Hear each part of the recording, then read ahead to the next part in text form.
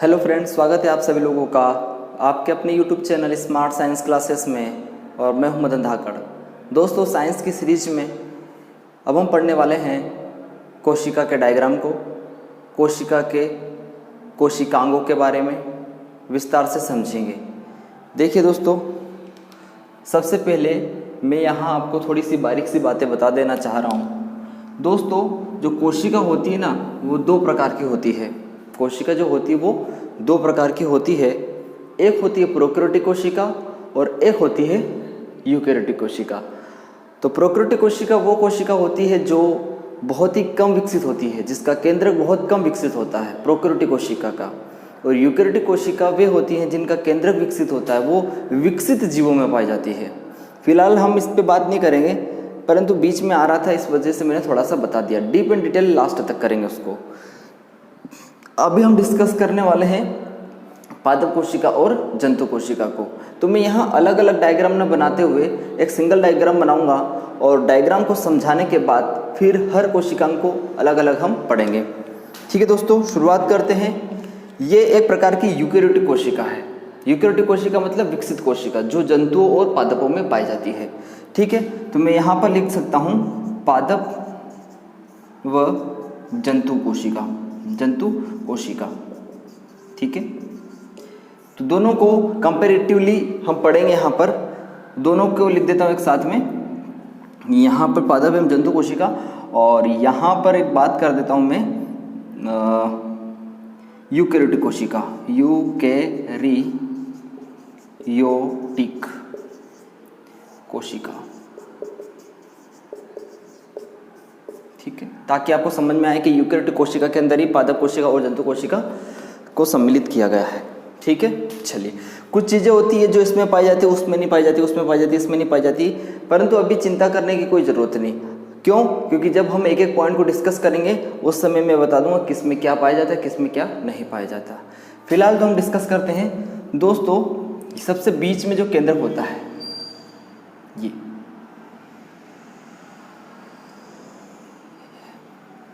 सबसे बीच में जो आपको संरचना बनी हुई दिखाई दे रही है, जो ये बीच वाली अवस्था क्या कहलाती है?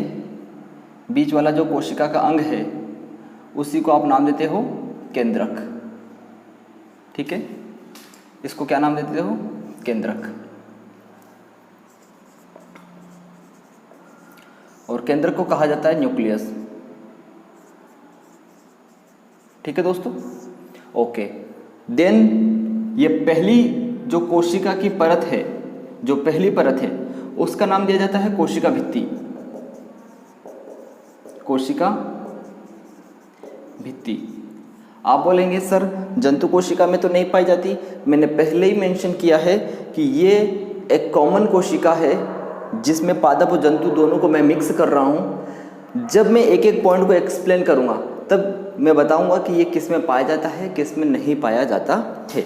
ठीक है, तो सबसे बाहरी परत जो होती है कोशिका की, वो कोशिका भित्ति कहलाती है और इसी को आप नाम दे देते हो सेल वॉल। ठीक है, दूसरी परत जो कहलाती है, ये कहलाती है कोशिका झिल्ली। कोशिका झिल्ली, कोशिका झिल्ली। और कोशिका झिल्ली को नाम दिया जाता है प्लाज्मा मेम्ब्रेन। क्या नाम दिया जाता है? प्लाज्मा मेम्ब्रेन, कोशिका झिल्ली। ठीक है, ओके। अब अंदर एक लिक्विड भरा रहता है। ये दिख पा रहा है आपको?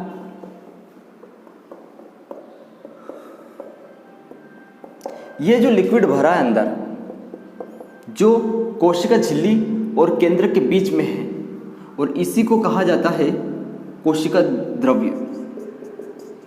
कोशिका द्रव्य या साइटोप्लाज्म। साइटोप्लाज्म, क्या नाम दे देते हैं आप इसको? साइटोप्लाज्म। ये ठीक है, कोशिका द्रव्य या साइटोप्लाज्म, ये है केंद्रक। अब धीरे धीरे स्ट्रक्चर बनाते जाते हैं, समझते जाते हैं। यहां पर आपको एक संरचना दिखाई देगी कुछ इस तरह की, ये वाली। मैं एक एक डायग्राम इसलिए बना रहा हूँ, एक एक चीज़ें इसलिए बना रहा हूँ ताकि बहुत सारी चीज़ें इसमें इंक्लूड कर पाऊँ। ये वाली जो संरचना मैंने बनाई, ये वाली संरचना को नाम दिया जाता है दोस्तों ई आर। और ई आर का पूरा नाम होता है एंडोप्लाज्मिक रेटिकुलम। ठीक, एंडोप्लाज्मिक रेटिकुलम। ठीक है, इसको क्या बोला जाता है? Endoplasmic reticulum. हिंदी में क्या बोल देते हैं इसको? अंतःप्रद्रव्य जालिका। अंतःप्रद्रव्य जालिका, हिंदी में बोला जाता है इसे अंतःप्रद्रव्य जालिका। और इसी एंडोप्लाज्मिक रेटिकुलम पर कहीं कहीं आपको मोतीनुमा संरचना दिखाई देती है और इसी को नाम दे देते हैं आप राइबोसोम। इसी को क्या नाम देते हो? राइबोसोम। राइबोसोम कहाँ होते हैं? कोशिका द्रव्यों में एंडोप्लाज्मिक रेटिकुलम के ऊपर दानेदार संरचना होती है जिसे आप राइबोसोम नाम देते हैं। ठीक है, चलिए अब आपको देखने को एक और संरचना मिलेगी कुछ इस तरह की, ये वाली संरचना। और ये वाली संरचना जो केंद्रक और कोशिका झिल्ली के अंदर होती है, कोशिका द्रव्य में, इसी का नाम दिया जाता है माइटोकॉन्ड्रिया।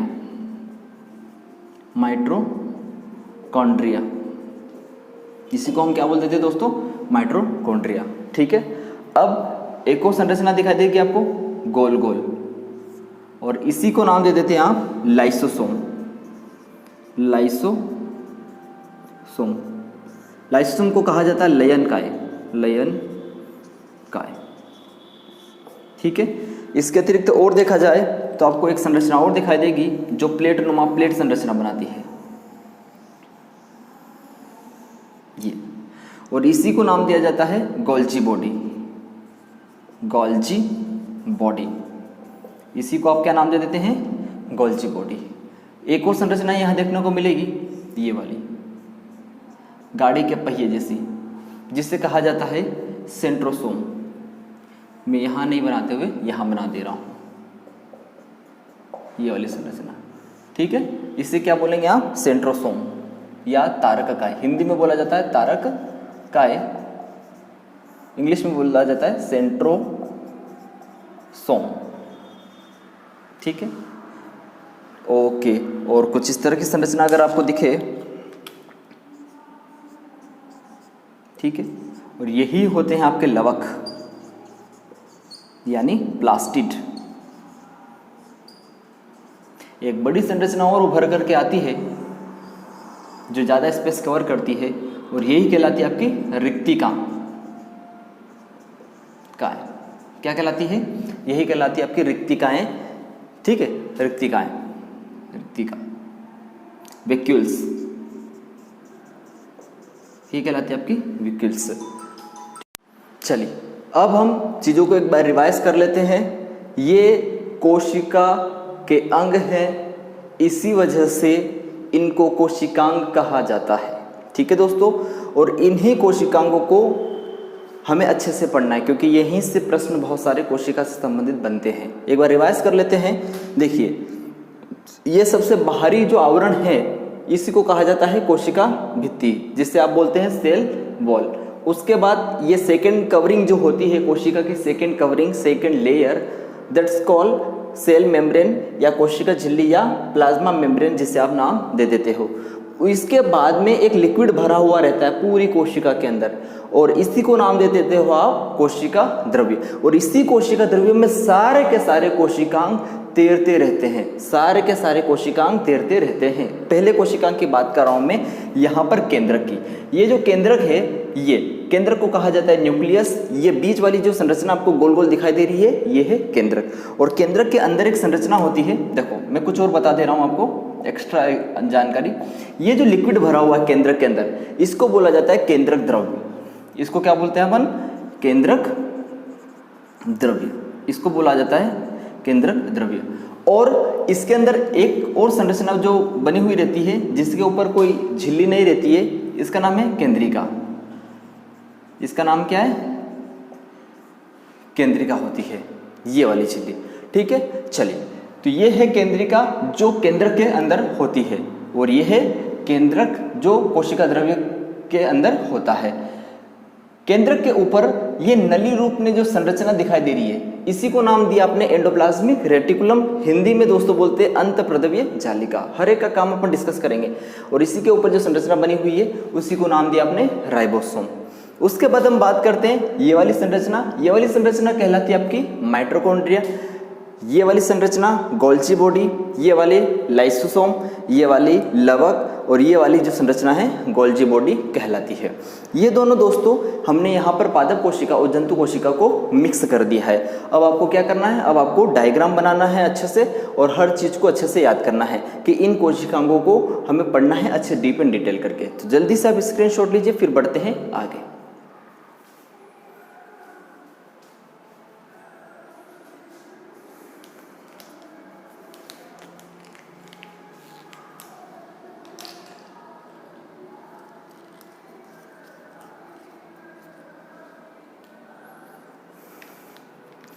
आशा करता हूँ ये पुराने वीडियो भी आपको अच्छे से लगे होंगे, पसंद आए होंगे, आपने शेयर किए होंगे।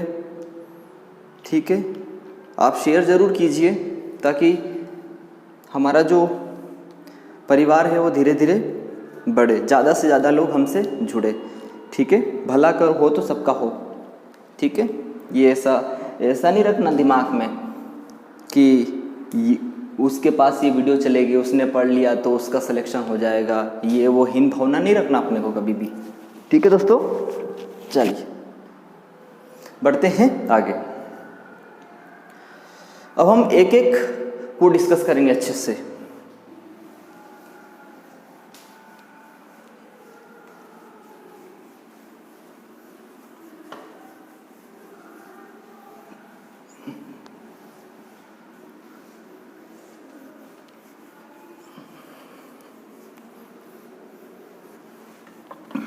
चलिए, अब उन कोशिकाओं को डिस्कस करने से पहले मैं कोशिका के बारे में बता देता हूं, उसके प्रकार के बारे में बता देता हूं। दोस्तों जो कोशिका है,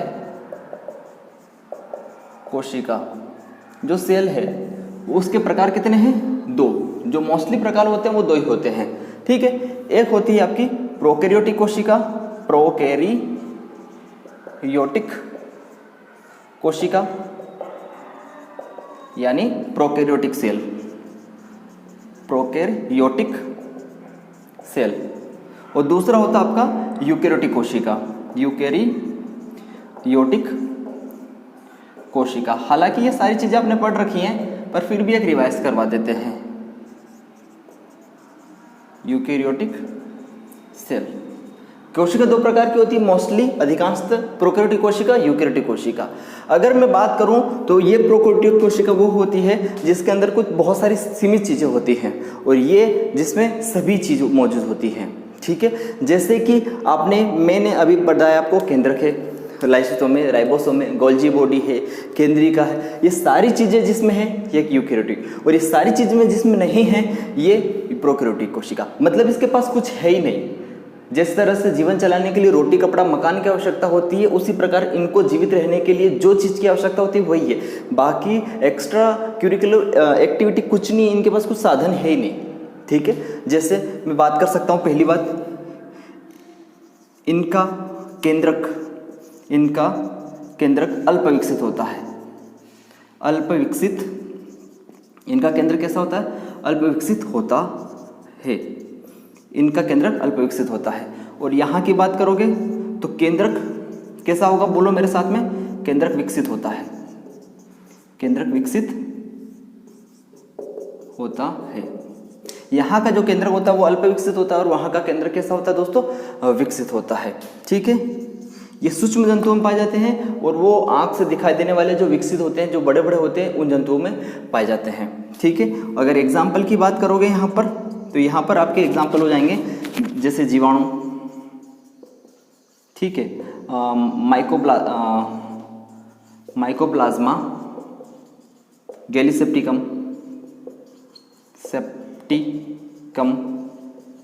माइकोप्लाज्मा गैलीसेप्टिकम। ठीक है, और जीवाणु आर्कीबैक्टीरिया,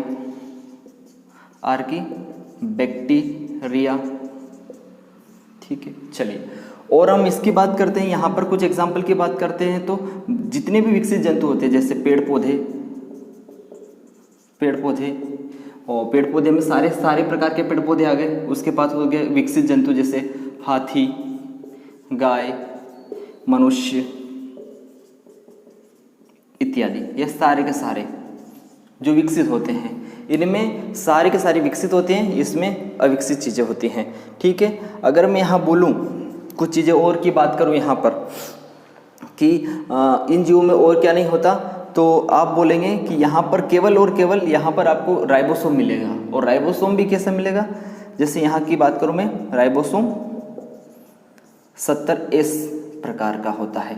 अब ये 70 क्या होता है, ये आगे मैं जब पढ़ाऊंगा तो अब आपको एक्सप्लेन करूंगा। तो राइबोसोम 70S प्रकार का होता है। और यहाँ पर राइबोसोम कैसा होता है, यहाँ पर राइबोसोम 2 प्रकार का होगा, 70S और 80S, ये दोनों प्रकार का यहाँ पर होता है। ये क्या होता है वो मैं आगे आपको बताऊंगा डीप इन डिटेल। तो प्रोकैरियोटिक कोशिका वह कोशिका होती है जो छोटे छोटे जीवों में पाई जाती है, अल्प विकसित जीवों में पाई जाती है, उनमें प्रोकैरियोटिक कोशिका पाई जाती है। और यूकैरियोटिक कोशिका वे होती है जो विकसित जीवों में पाई जाती है। यहाँ पर केंद्रक जो होता है ना, याद रखना ये सबसे पहला पॉइंट ही काम का है, क्योंकि हर बार परीक्षा में ये पूछा जाता है, क्योंकि केंद्रक के कारण ही हम इन जीवों को यूकैरियोटिक में डाल रहे हैं और इन जीवों को प्रोकैरियोटिक में। मेन तो केंद्रक ही होता है, यहाँ केंद्रक अल्प विकसित होता है, वहाँ केंद्रक क्या होता है, विकसित होता है। जैसे जीवाणु हो गया, माइकोप्लाज्मा गैलीसेप्टिकम हो गया, आर्की बैक्टीरिया हो गया, ये सारे के सारे प्रोकैरियोटिक कोशिका में आते हैं और ये सारे के सारे यूकैरियोटिक कोशिका में आते हैं। और राइबोसोम की बात करें तो 70S प्रकार का होता है, राइबोसोम जो होता है 70S और 80S प्रकार का होता है। दोस्तों ये तो बहुत ही छोटी सी बात है, इनके बारे में मैं डिटेल आपको करवाऊंगा। फिलहाल बीच में एक आ गया था छोटा सा, टाइप कितने होते हैं, किस तरह से हमने इनको पार्टिसिपेट किया, अलग अलग किया, वो आधार हमें बताना था, जो कि हमने थोड़ा सा ऊपर से बता दिया। बाकी हम इसको डिटेल करेंगे। जल्दी से इसका स्क्रीनशॉट लीजिए, फिर बढ़ते हैं आगे।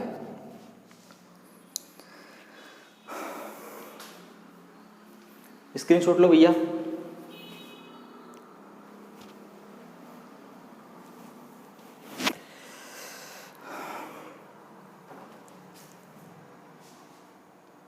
चलिए अब बढ़ते हैं दोस्तों आगे। अब हम एक एक कोशिकाओं को पढ़ते हैं।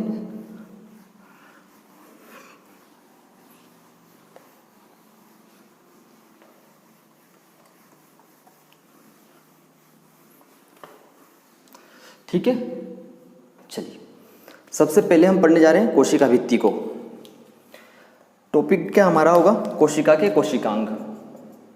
ठीक है, और कोशिका के कोशिकांग थोड़े से अंदर चालू होंगे, क्योंकि अभी तो हम कोशिका भित्ति को एक्सप्लेन कर रहे हैं। सबसे पहले हम पढ़ेंगे कोशिका भित्ति को।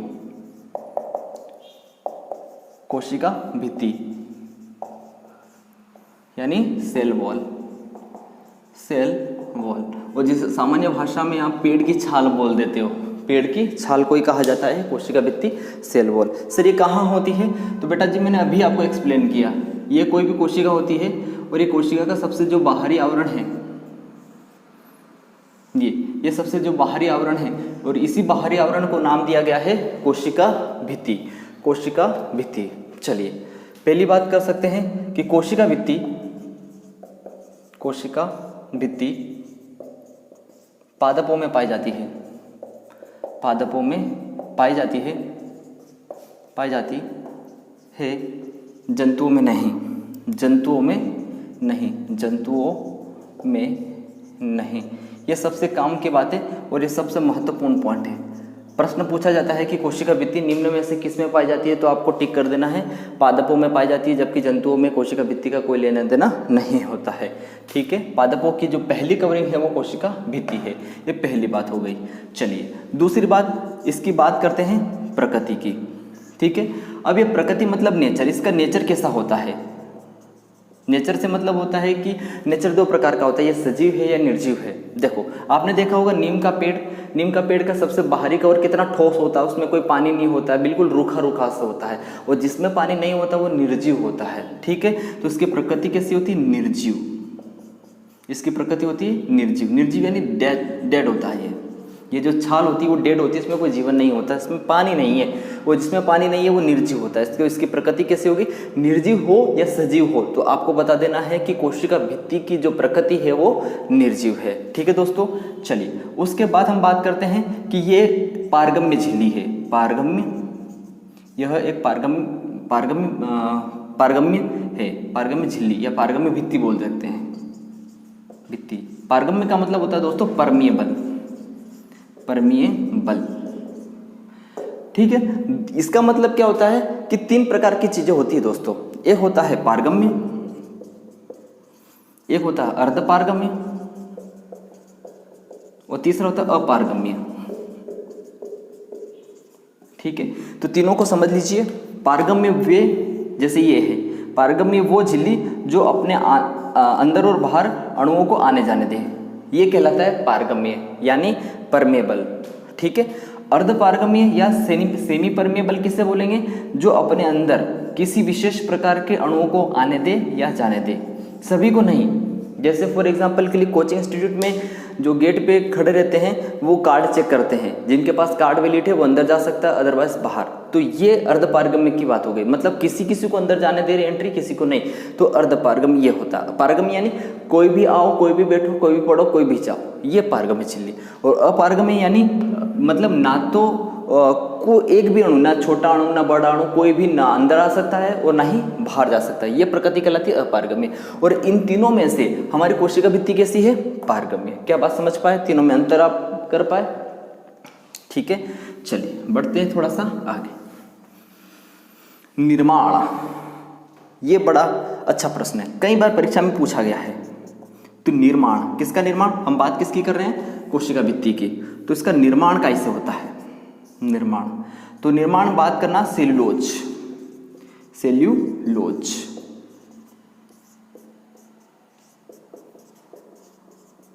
सेल्यूलोज, कोशिका भित्ति किससे बनी होती है, सेल्यूलोज की। सेल्यूलोज क्या है सर, सेल्यूलोज एक प्रकार का कार्बोहाइड्रेट है, कार्बोहाइड्रेट। प्रश्न कई बार पूछा गया, हजारों बार पूछा गया है। पादप कोशिका की कोशिका भित्ति कैसे बनी होती है, तो सेल्यूलोज से। और सेल्यूलोज क्या है, प्रोटीन है, वसा है, कार्बोहाइड्रेट है, तो क्या लगाना है, कार्बोहाइड्रेट है। और कार्बोहाइड्रेट भी 3 प्रकार का होता है। ठीक है, तो सबसे पहले मोनोसेकेराइड, डाइसेकेराइड और पॉलीसेकेराइड। तो उसमें भी हम क्या बोलेंगे कि जो मोनोसेकेराइड है ग्लूकोज, उसका जो बहुलक है वही है हमारा सेल्यूलोज। तो हम बोल सकते हैं तीसरी बात कि सेल्यूलोज ग्लूकोज का बहुलक है, यानी ग्लूकोज के बहुत छोटे छोटे अणु जब मिलकर एक बड़ी चेन बना लेते हैं तो वही क्या कहलाता है, सेल्यूलोज कहलाता है। और इसी का पाचन आज मनुष्य का शरीर नहीं कर सकता। ठीक है, सेल्यूलोज का पाचन मनुष्य शरीर नहीं करता है। ठीक है, निर्माण हो गया, सेल्यूलोज से मिलकर बनी होती है। ठीक है, बढ़ते थोड़ा सा आगे।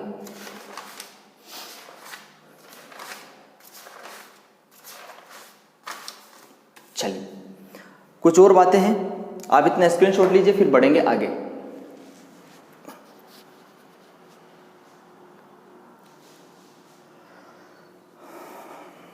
लिया आपने स्क्रीनशॉट, बढ़ते हैं आगे।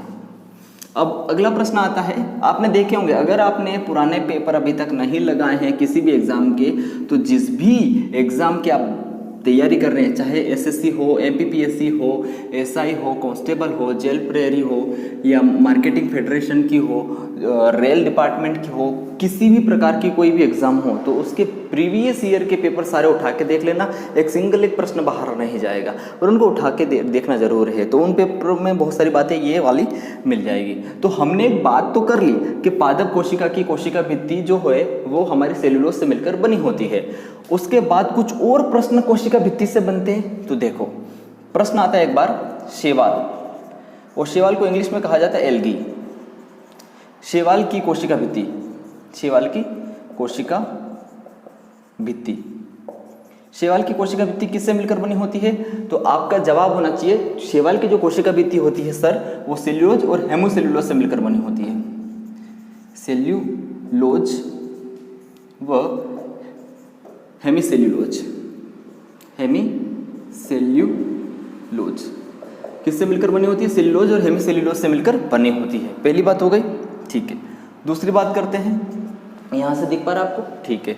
चलिए यहाँ लिखते हैं ताकि ज़्यादा से ज़्यादा हम लिख पाएँ। शैवाल और एल्गी की कोशिका भित्ति सेल्यूलोज व हेमिसेल्यूलोज से मिलकर बने होते, कंठस्थ याद रखिए। शैवाल के बाद आता है कवक। कवक, और ये इस टॉपिक का सबसे खतरनाक, सबसे आईएमपी वाला बात है भाई, इसको नोट डाउन कर लेना, ठीक है। कवक की कोशिका भित्ति, कवक की कोशिका भित्ति, कवक की कोशिका भित्ति किससे मिलकर बनी होती है? तो आप बोल देना काइटिन की। किससे बनी होती है दोस्तों? काइटिन की बनी होती है, काइटिन, ठीक है, काइटिन की। और काइटिन क्या है? तो ये भी एक प्रकार का कार्बोहाइड्रेट है। क्या है दोस्तों? कार्बोहाइड्रेट है, ठीक है। कैसा कार्बोहाइड्रेट है? तो पॉलीसेकेराइड, ठीक है। बहुत सारी बातें मैंने बता दी। काइटिन भी क्या है? एक प्रकार का कार्बोहाइड्रेट, और कैसा कार्बोहाइड्रेट है? तो आप बोल देना पॉलीसेकेराइड कार्बोहाइड्रेट है। दो बात हो गई। तीसरी बात होता है जीवाणुओं की कोशिका भित्ति। जीवाणुओं की कोशिका भित्ति, जीवाणु की कोशिका भित्ति किससे बनी होती है? पेप्टिडोग्लाइकेन। किससे बनी होती है मेरे भाई? पेप्टिडोग्लाइकेन की। तो जीवाणु को बोला जाता है बैक्टीरिया, बैक्टीरिया।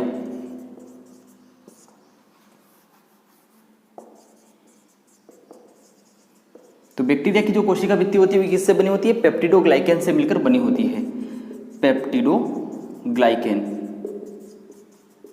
पेप्टिडोग्लाइकेन से मिलकर बनी होती है, ठीक है। चलिए एक और होता है डाइएटम्स। ये एक प्रकार के शैवाल होते हैं, डाइएटम्स, डाइएटम्स की कोशिका भित्ति, डाइएटम्स की कोशिका भित्ति ये किससे मिलकर बनी होती है? कोशिका भित्ति। तो आपका जवाब होना चाहिए सर, सिलिका की बनी होती है, सिलिका, ठीक है, सिलिका की बनी होती है। सिलिका, सिलिका का सूत्र क्या हो गया था? SiO2, सिलिका की बनी होती है। चलिए देख लीजिए, एक छोटी सी बात है, शैवाल की कई बार परीक्षा में पूछा गया दोस्तों, याद रखना शैवाल की जो कोशिका भित्ति वो होती है वो सेल्यूलोज से मिलकर बनी होती है। तो शैवाल से सेल्यूलोज व हेमिसेल्यूलोज, याद हो गया दोस्तों, शैवाल से सेल्यूलोज, हेमिसेल्यूलोज। कवक की हजारों बार पूछा गया है, तो आप बता देना काइटिन से मिलकर बनी होती है।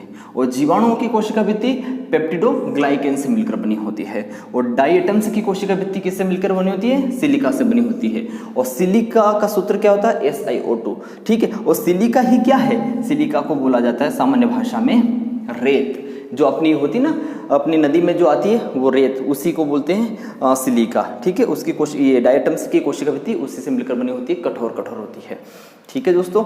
जल्दी से फटाफट इसका स्क्रीनशॉट लीजिए, फिर बढ़ते हैं आगे। गर्मी बहुत ज़्यादा है,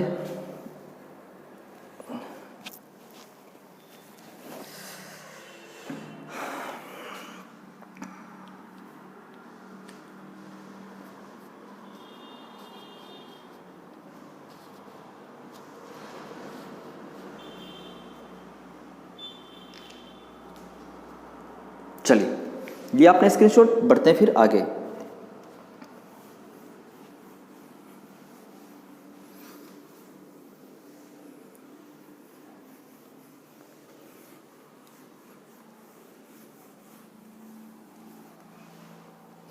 चलिए ये देखिए, ये है कोशिका भित्ति, और ये भी क्या है? कोशिका भित्ति। ये है सेल वॉल, सेल वॉल यानी कोशिका भित्ति, और ये भी क्या है? सेल वॉल, ठीक है। तो सेल वॉल के बीच में ये देखो एक परत पाई जाती है जो दोनों को जोड़ने का काम करती है। सेल वॉल की दो सेल वॉल परतों के बीच में एक परत पाई जाती है जो दोनों को क्या करती है? जोड़ने का कार्य करती है। और इसी का जो नाम है, इसी परत का जो नाम है उसको हिंदी में बोलते हैं मध्य पटलिका, मध्य पटलिका, मध्य पटलिका। और इंग्लिश में बोला जाता है middle lamella, middle lamella, middle lamellae. क्या बोला जाता है? मिडिल लेमिलाई बोला जाता है। और ये काय की बनी होती है? इसका निर्माण, इसका निर्माण कैसे होता है? Calcium pectate, calcium pectate. ये सबसे खतरनाक वाली बात हो गई, ये यहाँ से बात आईएमपी हो जाती है, ये परीक्षा में पूछा गया था एक बार, ठीक है। कैल्शियम पेक्टेट, और कैल्शियम पेक्टेट मध्य पटलिका या मिडिल लेमिला कोशिका भित्ति के जोड़ के रखने वाली एक मध्य लेयर है, और इकाई की बनी होती है कैल्शियम पेक्टेट। उपनाम परीक्षा में जो आया था कि कैल्शियम पेक्टेट क्या है, तो बोला गया था ये है पादप कोशिका का सीमेंट। पादप कोशिका का सीमेंट, पादप कोशिका का सीमेंट किसे कहते हैं हम? कैल्शियम पेक्टेट को। और कैल्शियम पेक्टेट क्या बनाता है? एक मध्य पटलिका बनाता है, मिडिल लेमिला बनाता है, दो कोशिका भित्ति या दो सेल वॉल के बीच में। तो जल्दी से लीजिए इसका स्क्रीनशॉट, फिर बढ़ेंगे आगे।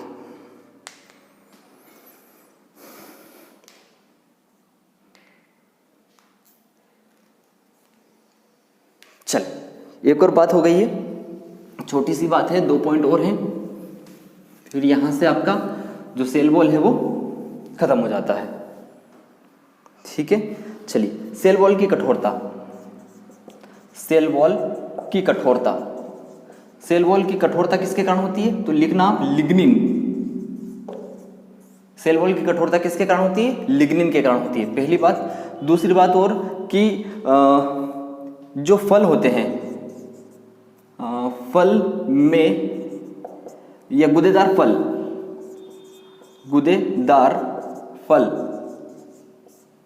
का कारण,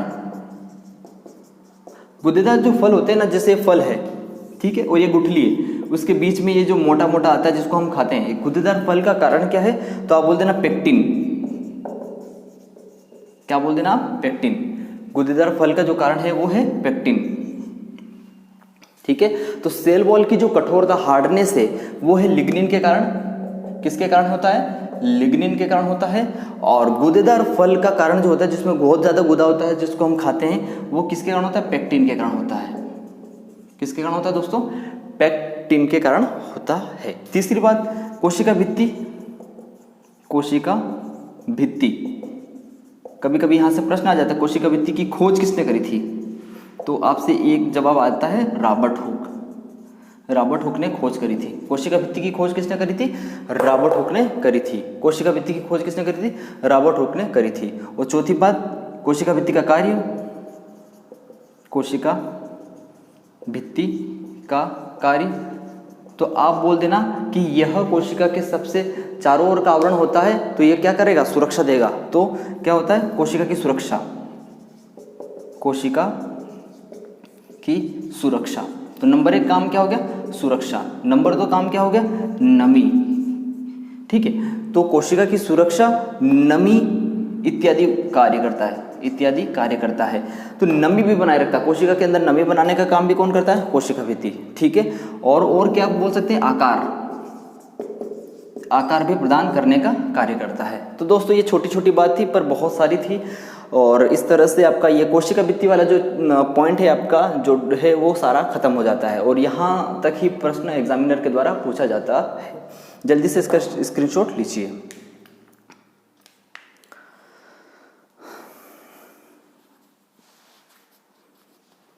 ठीक है दोस्तों, तो आज हम इतना रखते हैं, अगली चीज़ हम अगले वीडियो में देखते हैं। लास्ट तक बने रहने के लिए आप सभी लोगों का, सभी भाई लोगों का, दोस्तों लोगों का बहुत बहुत शुक्रिया। जय हिंद, जय भारत।